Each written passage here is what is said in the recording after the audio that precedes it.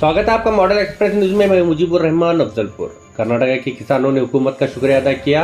कर्नाटक के deputy chief minister DK Shivakumar के सामने किसानों ने अपनी बात रखते हुए कहा कि हमें आपने अपनी काबीना में बुलाकर अपनी मुश्किलात बयान करने का मौका दिया, ये हमारे लिए खुशकिस्मती की बात है। किसानों ने मजीद कहा कि आपने हमें यकीन दिलाया कि हमारे खेतों को सैलाब के नुकसान से निकालने की पूरी कोशिश की जाएगी जो लायक तहसील है। चाहे हमारी फसल के नुकसान का मुआवजा मिले या ना मिले, लेकिन हमारी परेशानी को सुनने के लिए हम आपका शुक्रिया अदा करते हैं।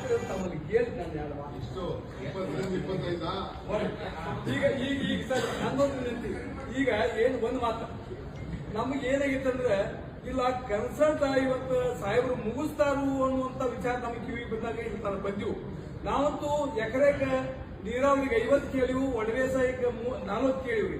ಈಗ ತಮ್ಮಿಂದ ಏನು ನಮ್ ಕನ್ಸಲ್ಟ್ ಅದ ಏನ್ ಡಿಕ್ಲೇರ್ ಮಾಡ್ತೀವಿ ನಾವು ಮಾಡ್ಬೇಕು. ಈ ವ್ಯಕ್ತಿನೇ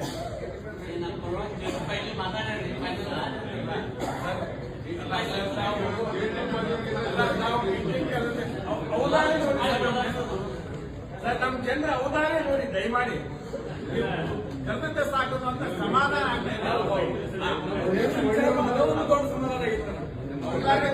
ಇದೆ. ಸರಿ ಮಾಡಿಬಿಡಿ ನಾವು ಹೇಳಿದಾಗ